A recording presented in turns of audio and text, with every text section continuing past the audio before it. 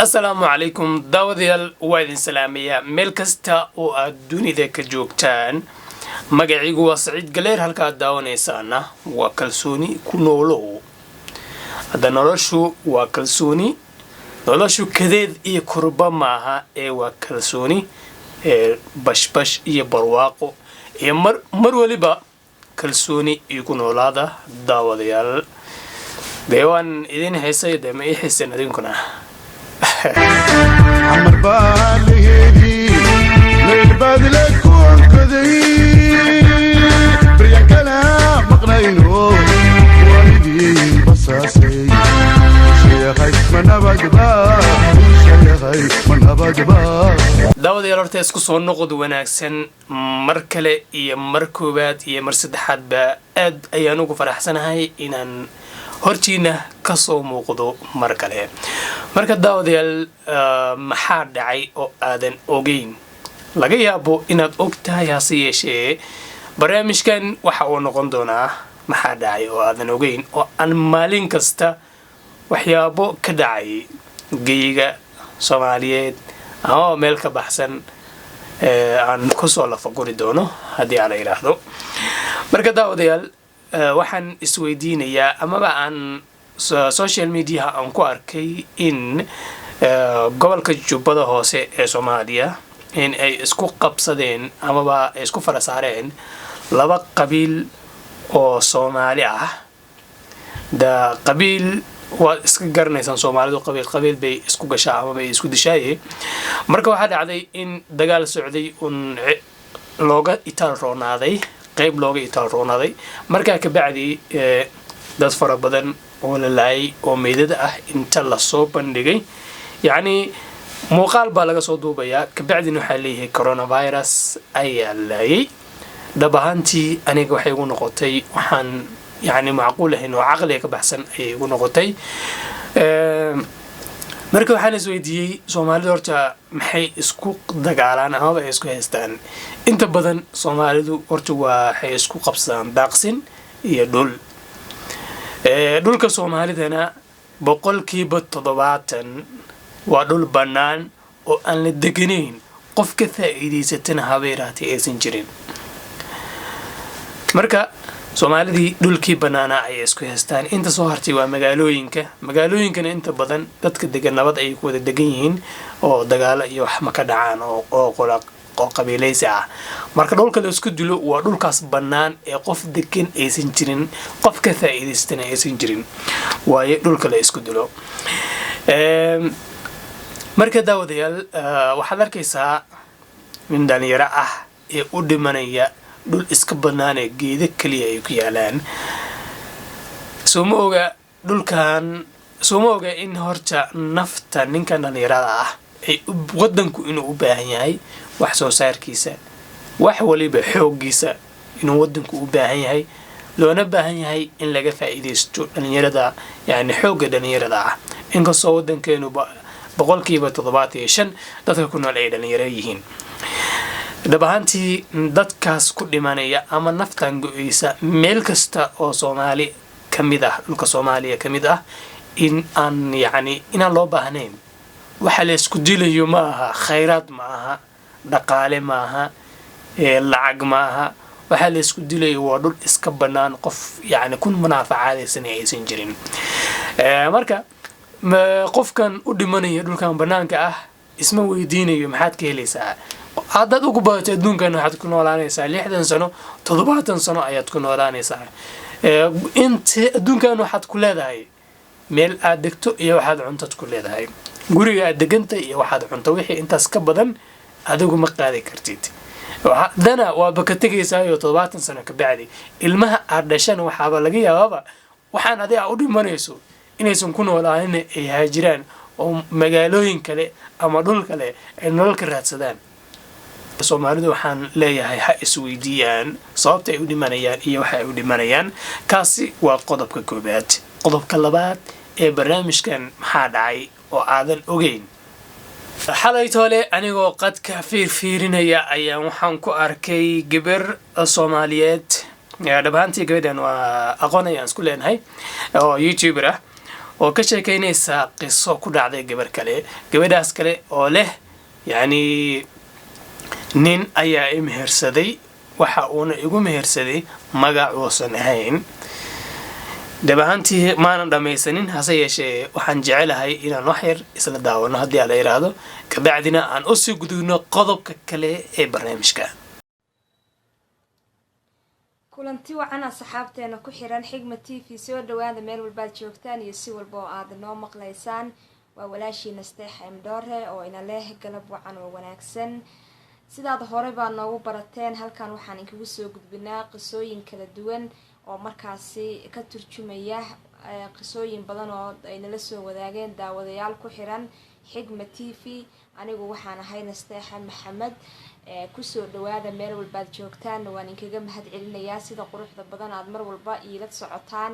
iyo waliba siyaabaha kala duwan ee aad falalka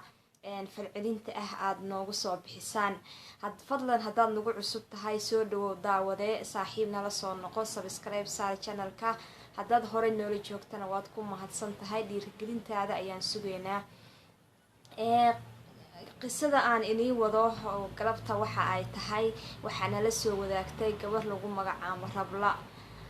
Ramla waxa ay tiri qisadeeda waxa ay ku saabsan tahay ayay tiri waxaan ahaa gabar shaqaysa waxaan ka shaqayn jiray ayay tiri dukaan ku yaala xaafada Islii dabcan Ramla Islii ayay joogtaa sida ay qoraalka noogu soo dirtay magaalada Nairobi aan hadda anigu aan ku suganahay marka waxa dhacday ayay tiri in aan shaqayn jiray kadib waxaan isbaranay ayay tiri ninka wuxuu jiray ayay tiri qurbaha markuu jiray wadanka America ayuu jiray marka waxay tiri ninkii adiga muddo waxaan sheekaysanayna ayay tiri hal sano ah wax kasta aan uga baahdo wuu isiin jiray lacagta mar walba wuu ii soo diri jiray run ahaantii aniguna daacad ayaan u ahaa ayay tiri oo mar walbaba waxyaabahiisa ama go'aamadiisa mar walba waxaan rabay ayay tiri inaan mustaqbal ka dhigto oo ninkaasi aan guursado aniga waxyaabahaas oo dhanna oo uqdad maseex xume waxaas ah iguma jirin ayay tiri muddo hal sano ah sidaan u wada soconay hal sano dabcan hal sano markaad maqashiin waa muddo aad iyo aad u fara badan waxa dhacday ayay tiri in markaasi muddada aadka u faraha badan aan joogay ayay tiri intaasi ninkaasi la socday xumaan kuma arkin waxyaabo aan ku dhibsado ama aan ka arko oo is iraahdo alla ilaahay ninkaani mustaqbalkaaga uma roona kuma arkin hadda wadayaal kadib waxaa dhacday ayay tiri ninkii inuu guriga dalbado anigana waan ka aqbalay ayay tiri oo wuxuu ii sheegay ayay tiri inuu ninkaasi ii imaanayo ama uu ii keenayo ayay tiri uu dalka Nairobi ama magaalada Nairobi aan joogo uu iigu imaan doono kadibna waxay tiri arooskeena uu halkaasi ka dhici doono aan halkaas aan isku guursan doono kadib waxaa dhacday ayay tiri Ramla ninkii waan ka aqbalay ayay tiri muddo ayaan u qabtay muddadii aan ku ballanana ninkii wuu imaaday ninka waxa ay tiri waxaa jirtay ayay tiri xaas labaad oo uu iga qarin jiray oo u degan ayay tiri magaalada Gaarisa ay u degan tahay xaas labaad laakiin anigu ma ogeyn ayay tiri xaas ayuu qabay ninka aniga markuu ninka imaaday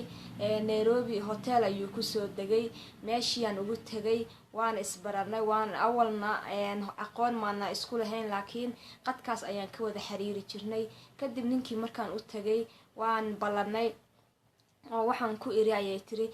haddii aad guurkayga aad diyaar u tahay aniguna diyaar ayaan ku ahay laakiinse goorma ayaa ehelkayga aabahay iyo hooyaday iyo walaalahay iyo ciddayda intaba goorma ayaad ogeysiinaysaa ayay tiri guurkeena oo aniga iyo adiga naga dhaxeeya kadib waxaa dhacday ayuu yiri inuu yiri waan ogeysiinayaa waana soo laabanayaa ayuu yiri dhankaad iyo Northeastern ayaan gaarayaa magaalada Gaarisa sidoo iigu sheegan uu degan yihiin ehelkiisa laakiin gadaal ayaan ka ogaan doonaa ehelkiisu ma degana xaas uu qabo ayaa u degan magaalada Gaarisa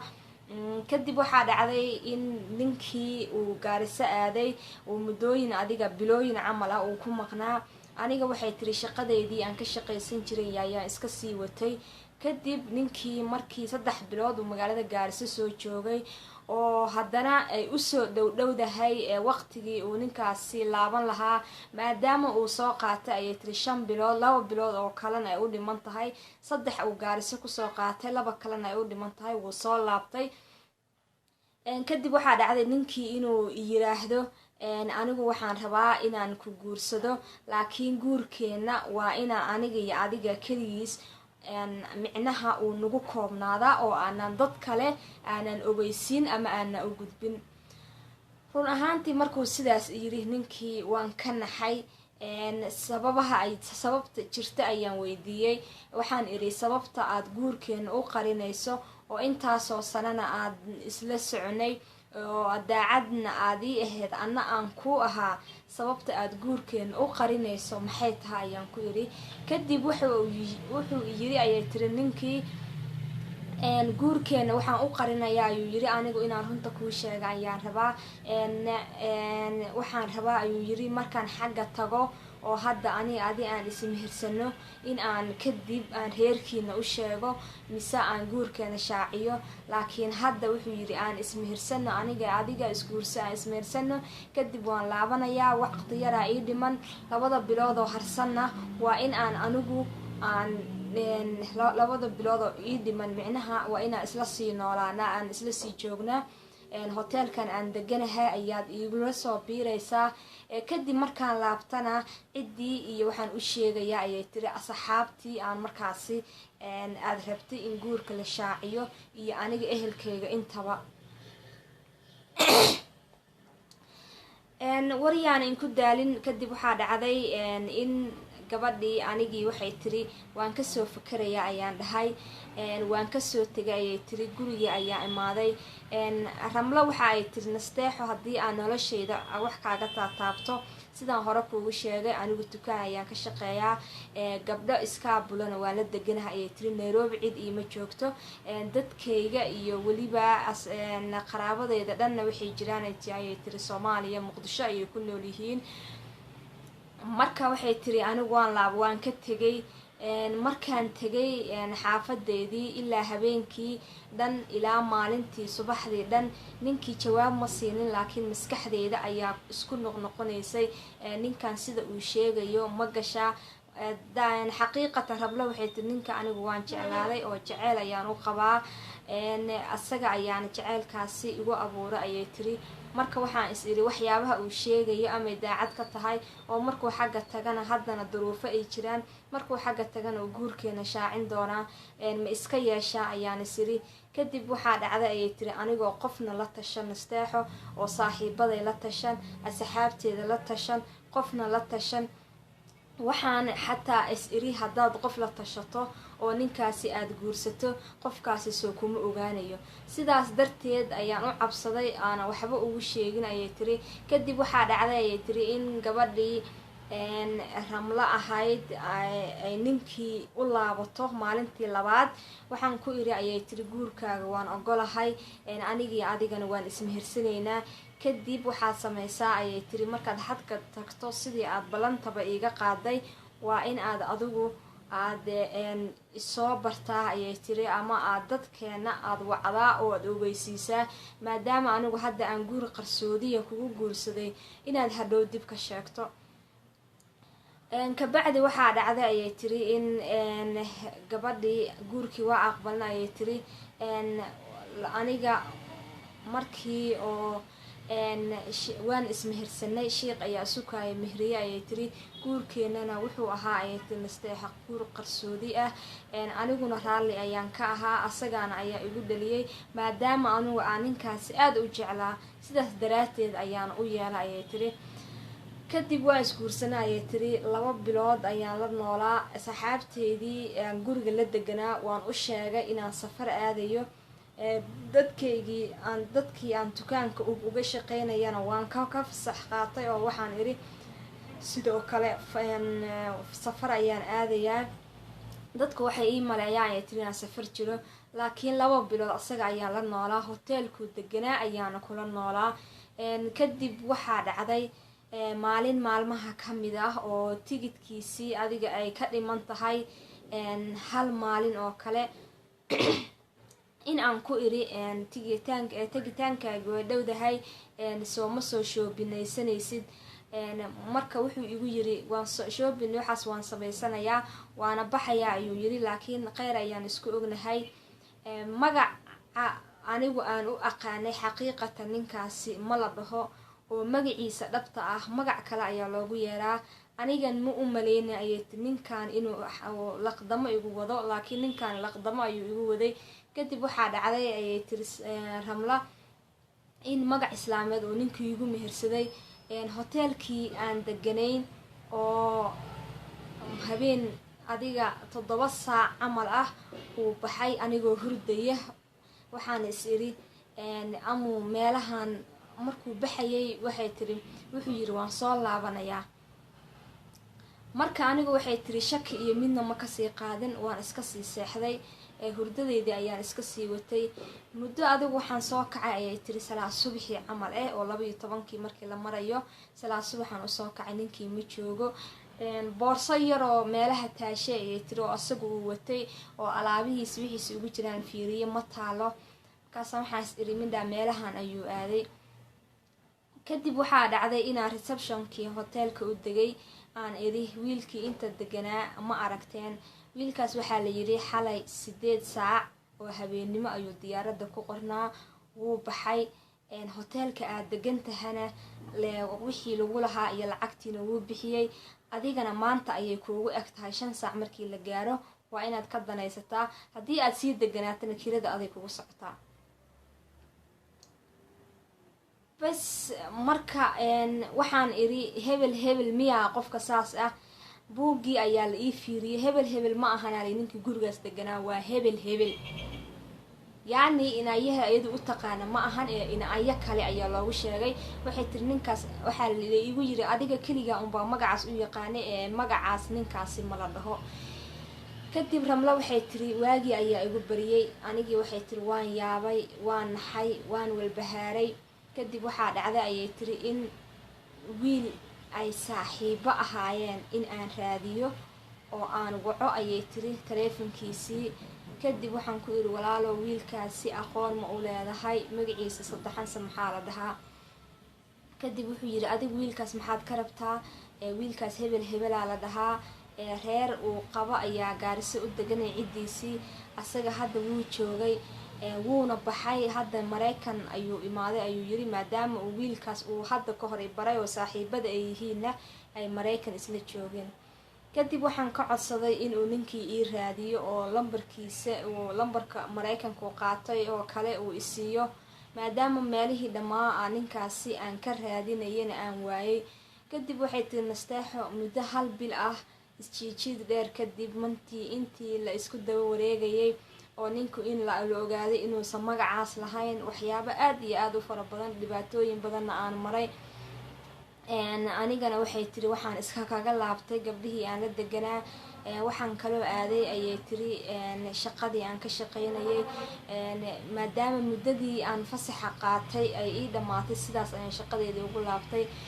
muddo 1 bila markay kasoo wareegtay waxay tiri nasteexo uur ayaa igu soo baxay. uurkii markuu igu soo baxay, uurkii meelaan la aada ma aqaani ay tiri hadda oo la joogo. hooyaday aabaha iyo ciddii dadkii uma sheegi karo, asxaabteedu uma sheegi karo, gabdhihii aan la degana uma sheegi karo. marka tala ayaan uga baahanahay ayay tiri dadweynaha ku xiran Xigmad TV inay tala wanaagsan isoo siiyaan, oo ay ka mid tahay ayay tiri in ay is ilaaliyaan gabdhaha walaalahayo aniga oo kala oo nimanka qurbaha ka imaanay inay iska ilaaliyaan, dhibaatooyin aad u fara badan ay wataan. intaasoo dhibaya aniga iga soo gaartay ayay tiri. ninkan uurka u leeyahay magaciisa saddexan ma aqaano, magac been ayuu ii sheegay, ehelkiisa ma aqaano, jacayl been ayaa laygu abuuray oo waxba ka jirin, sidaas ayaana aniguna nafsadeeda ugu dhiibay. marka tala waa tii Rabbi ayay tiri. ramlo tala ayaan inkaga baahanahay ayay tiri dadweynaheena ku xira xigma TV-na waxaan ka codsanayaa in ay ramlo lasoo taliyaan tala wanaagsan oo waafi ah oo ay ku meel marto mustaqbalkeedana ay soo siiyaan okay marka daawadayaal qaybta saddexaad ee barnaamijkeena Soomaalida waxaa lagu yaqaanaa in ay iscaawiso oo mar waliba ay aad isku caawiyaan hase yeeshee arrinka oo ninkan odaga ah ka sheekeynayo anigu ma arag meelay ka dhacday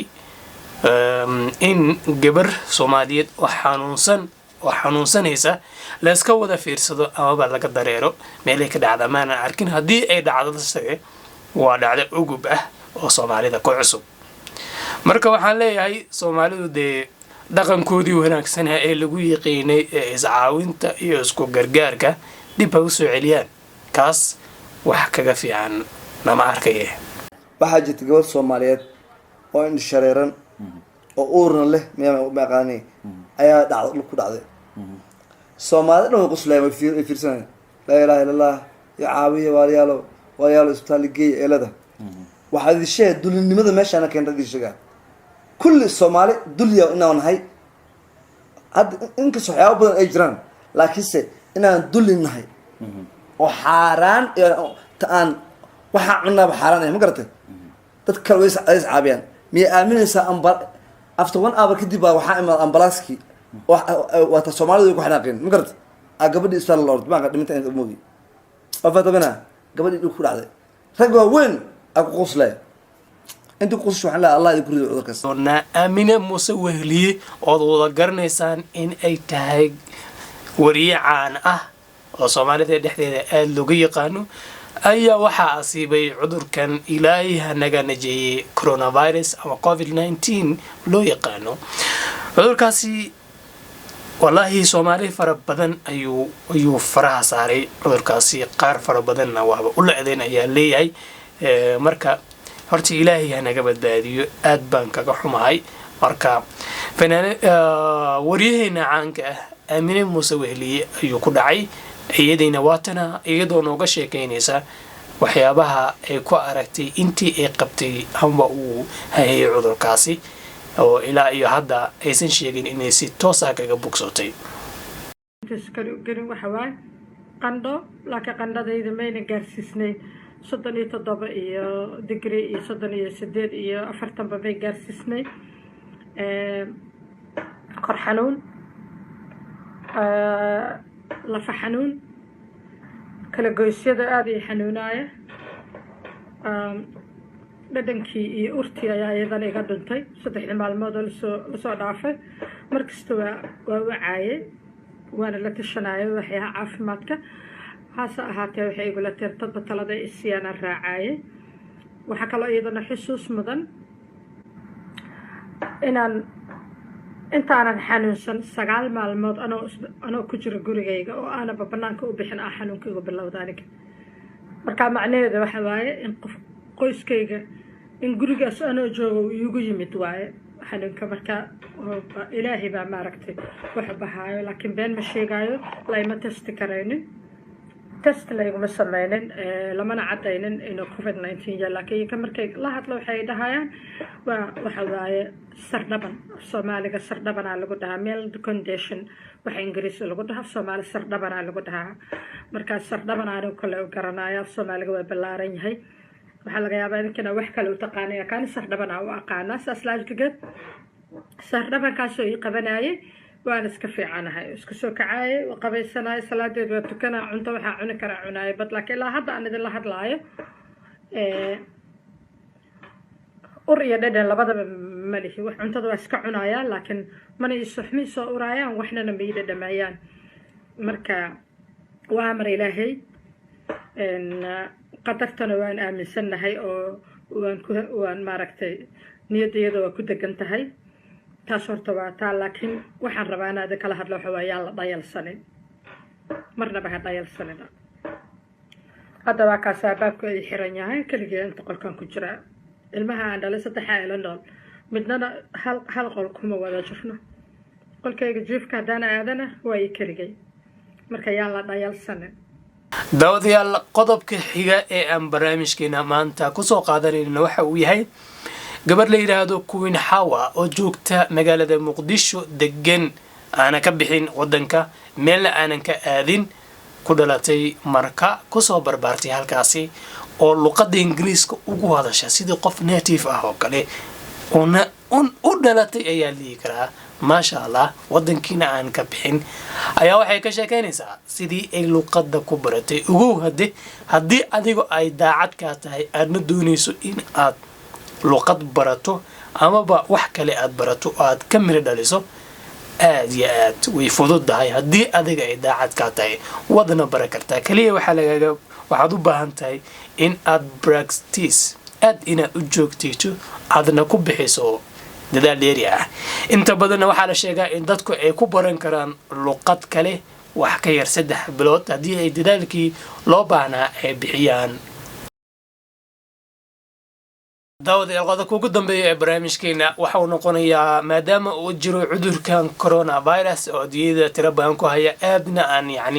aan jecelahay inaan kaga faalloon doono haddii aan la yidhaahdo oo aan qodobo tiro badan ama barnaamijyo tiro badan muuqaalo kala duwan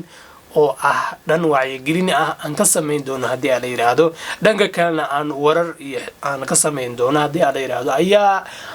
waxa uu faraba'an ku qabtay Soomaali degan wadanka Ingiriiska iyo Soomaalida degan Sweden waxaan la soo sheegay in Soomaali badan oo Ingiriiska degan cudurkaas uu haleelay ilaahay naga qabto horta wallahi waa dhibaato aad iyo aad weyn waaye Soomaalidii waxaa la geeyay cisbitaalada qaar badan ayaa ku soo qurbaxay markay ku soo qurbaxeena masaajid la yiraahdo oo wadankaas ku yaala caana oo Soomaali taqaano ayaa meedkoodii lagu soo daadiyay marka daawadayaal qodobkaasi waa qodobka ugu dambeeya ee aan barnaamijkeena ku soo qaadanay waxaan marka daawadayaal aad baan kaga xumahay in dhibaato intaas la eg amaba intaasoo Soomaali ah hal mar ay ku wada baxdo aad baan kaga xumahay Soomaalida gudaha ku dhimanaysa iyo kuwa dibadda ku dhimanaya intaba aad baan kaga xumahay naftu waa qaali aad bay qaali u tahay ruuxa Soomaaliga ahna naftiisu in ay raqiis ahaato